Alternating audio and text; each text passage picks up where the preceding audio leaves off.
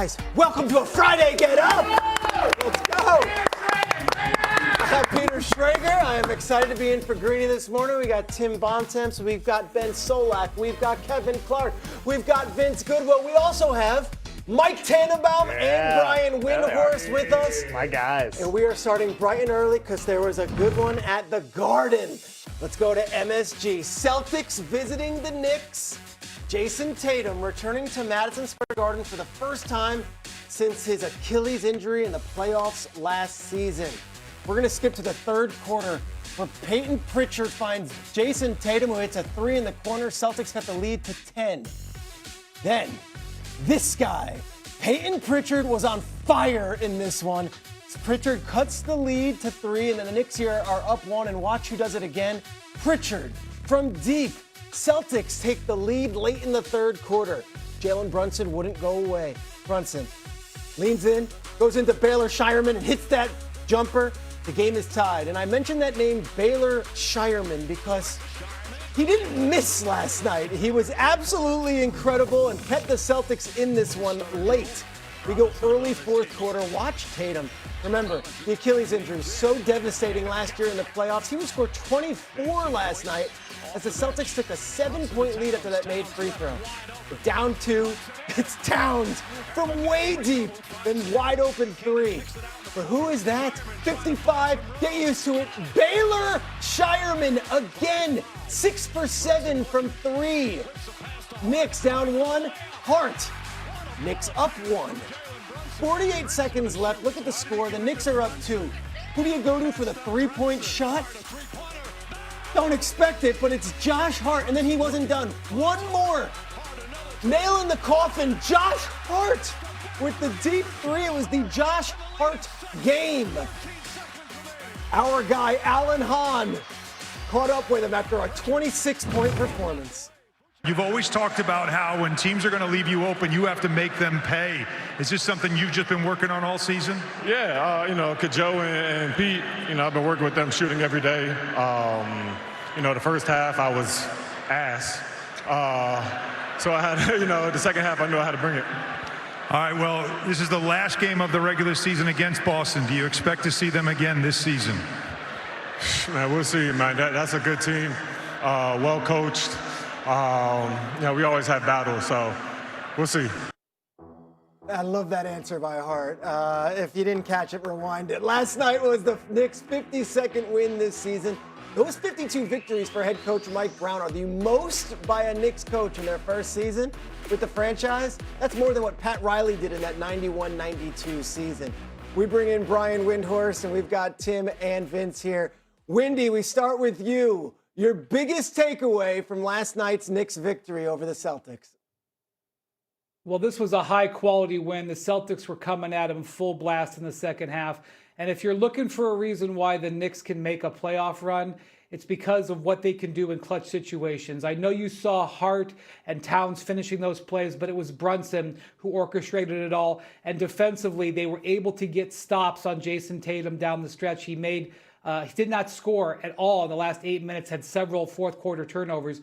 The Knicks can look you squarely in the eye and say, we can beat the Celtics. They are now 3-1 against them this season, and this win puts them basically in pole position to get the number 3 seed and be on the same side of the bracket as the Celtics in the playoffs. Boston can look back and say, none of those wins happened with both Jason Tatum and Jaylen Brown on the court, but potentially we could see another terrific series here, assuming the teams take care of their business between now and the second round. That's a big point. Jaylen Brown did not play in the game last night. Both of you were in the building, in the Garden. You were in the locker room afterwards. Vince, what did you learn from this game last night? The lack of excitement from the Knicks locker room. They expected to win last night. I think we look at this from the outside as if the Knicks should have a fear factor of the Celtics for those very reasons, that Tatum and Brown, you haven't seen them together.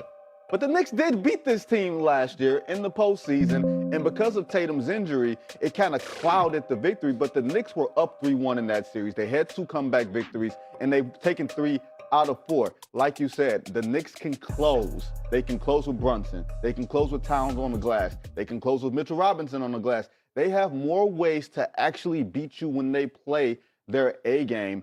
maybe either than the Celtics do. They held Jason Tatum to 7 of 22. He was minus 16. That was kind of shrouded into him coming back from the first game since his Achilles injury, but they held him in check, and I think that gives them an extra level of confidence, or at least it should. Tim, yesterday we were previewing this game. We were like, well, what version of Cat are we going to get? How's Cat going to perform?